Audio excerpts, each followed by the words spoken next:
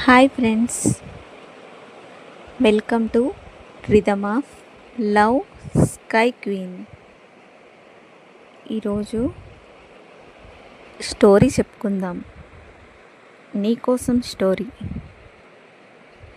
అందమైన బంధం. రోజు చిన్న చిన్న గొడవలు, అలానే మధురమైన సంతోషాలు, సరదాగా గడిచే క్షణాలు.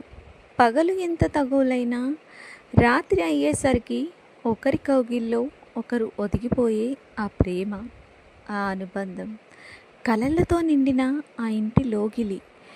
వారి నవ్వుల్లో ప్రేమ, వారి మాటల్లో మమకారం, వారి చూపుల్లో ఒకరికొకరు ప్రపంచమే చూసుకున్నారు.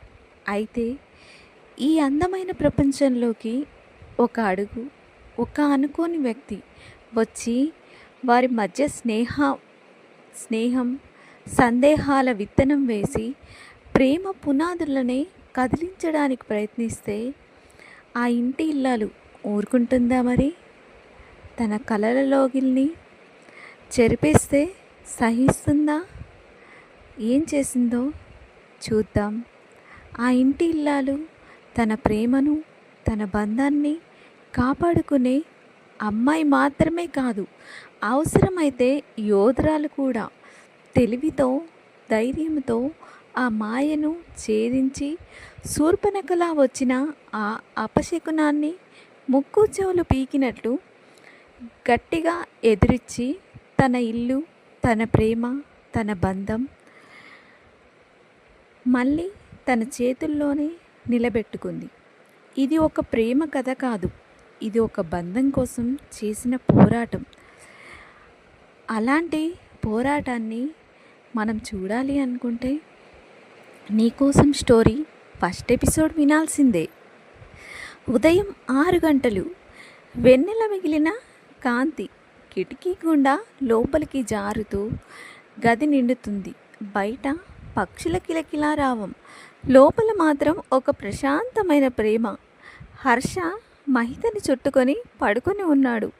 కిటికీ వెలుగుకి మహిత కళ్ళు తెరిచి చుట్టూ చూస్తూ తెల్లారిపోయింది. ఇంట్లో చాలా పనులున్నాయి అని లేవడానికి ట్రై చేస్తుంది.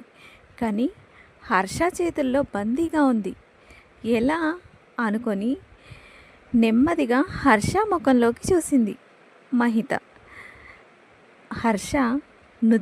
మహిత నుదుటి కుంకుమ కాస్త అంటి ఉంది. ఆ కుంకుమ అంటి హర్ష ముఖం మరింత అందంగా ఉంది.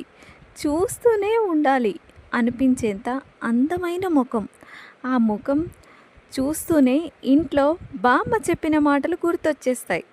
చూపులతో మొగుడిని చూసి కడుపు నింపుతావా అని ఆ మాట గుర్తు రాగానే హర్ష నుదుటి మీద మెల్లగా అంటని పెదవులు తడితో ముద్దాడి హర్ష చేతుల్ని నెమ్మదిగా విడిపించుకొని లేచి చీర సరిచేసుకొని హర్షని ఒకసారి చూసి బెడ్ దిగిపోయి ఫ్రెష్ అయి పూజ ముగించి కిచెన్కి వెళ్తుంది.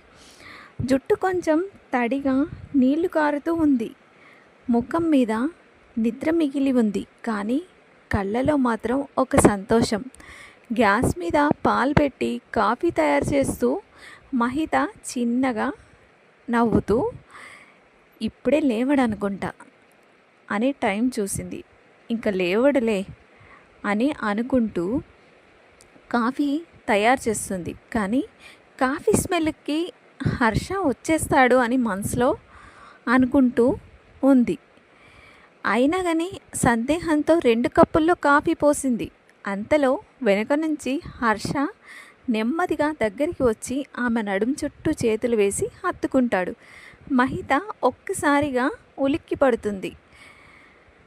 మహిత, హర్ష భయపెట్టావు. హర్ష, నేను తప్ప నా పెళ్ళాన్ని ఇలా కౌగిలించుకునే ధైర్యం చెయ్యరు. నా పెళ్ళాం నా సొంతం, ఇది నాది అని భుజంపై చెంప పెట్టి చిరునవ్వు నవ్వుతూ లేవగానే ఇలా హగ్ చేసుకోకపోతే రోజు స్టార్ట్ అవుతుందా డార్లింగ్ అని అంటాడు. మహిత కాస్త సిగ్గుపడుతూ కాఫీ చల్లారిపోతుంది, తాగు అని కాఫీ కప్పు పట్టుకుంటూ నన్ను వదిలేయ్ అంటుంది. హర్ష, మహిత మీద ఇంకా పట్టు బిగిస్తూ కాఫీ తర్వాత కూడా తాగొచ్చు కానీ ఈ మూమెంట్ మళ్ళీ రాదు అన్నాడు. ఆమె నవ్వుకుంటూ అతని చేతిని మెల్లగా తీసేసి తిరిగి చూస్తూ ఇంత రొమాంటిక్ ఎప్పటి నుంచి అయ్యావు అని కొంటెగా అడిగింది. హర్ష, నువ్వు నా లైఫ్లోకి వచ్చినప్పటి నుంచి, కానీ నువ్వు ఊరు వెళ్ళాక విరహం తట్టుకోలేక నిన్ను రమ్మంటే నువ్వు రాను అని కొండెక్కి కూర్చునేసరికి రాణిగారిని ఇదిగో బతిమాలి బుజ్జగించి తెచ్చుకొని నా రొమాన్స్ని ఇంకా ఇంకా చూపించాలి అని ఇలా అయిపోయా అని కొంటెగా అంటూ మహితని తన వైపు తిప్పుకున్నాడు. ఒక్క క్షణం ఇద్దరి కళ్ళు కలుసుకున్నాయి. హర్ష మహితని చేతుల్లో ఎత్తుకొని బెడ్ మీద వేసి మహిత మీద వాలిపోయాడు. కథ కొనసాగుతుంది. ఎలా ఉందో కామెంట్ చేసి చెప్పండి. సబ్స్క్రైబ్ చేయండి, షేర్ చేయండి. Bye friends.